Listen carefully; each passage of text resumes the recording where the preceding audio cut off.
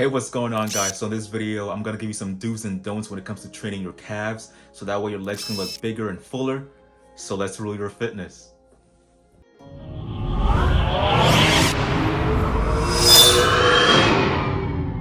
Do number one is to have a slight bend at your knees. This is going to relieve a lot of pressure off your knees, because when you have gravity trying to bring you down and then you have your feet counteracting the force of gravity, those two forces come together basically at your knees when you straighten out your knees, and all that pressure at your knees is not a good thing. So when you slightly bend your knees, all that pressure gets dispersed.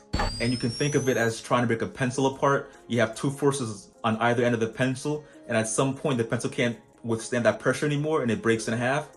So we're not trying to break our legs in half, so keep that in mind. Do number two is to lower the heel as much as possible and to also raise the heel as much as possible. This is going to increase range of motion. When you increase range of motion, your muscles work harder. When your muscles work harder, you have more potential for muscle growth. And also when you raise that heel all the way up, you're going to feel that nice good contraction, which is always a good thing when you're doing any kind of lift. Do number three is to pause at the bottom when the heel is lowered as much as possible, and to pause at the top when the heel is raised as much as possible. This is to prevent momentum. You want to make sure that the calves are moving the weight around and not momentum, because if you have momentum moving the weight around, that means your calves aren't working as much as they should, which is never a good thing when you're trying to build muscle. Now, when it comes to the don'ts, this is purely the opposite of what you should be doing. So don't number one is to have your legs straight. Do not do that. You want to have a slight bend at your knees. The slightest bend. I'm not saying to like basically, go 90 degrees with your legs. I'm saying like a little 1 to 2 degree bend at those knees, so that way all that pressure is off the knees and all that pressure gets dispersed basically.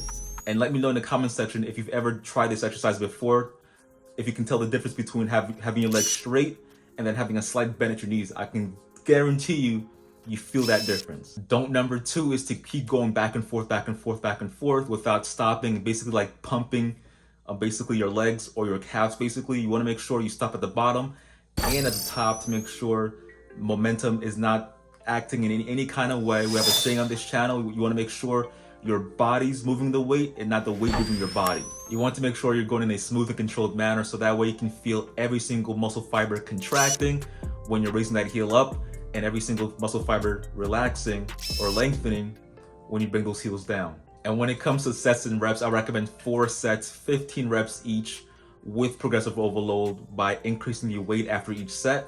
And if you're getting value out of this video, please subscribe, turn on that bell, leave a comment down below, because here on this channel, we try to empower people at home and nutrition and at the gym with the goal of building muscle. So if you like that, subscribe. And always remember to make mirrors your canvas, waste your paintbrush, sweat your paint, and may your drawing always be beautifully unfinished.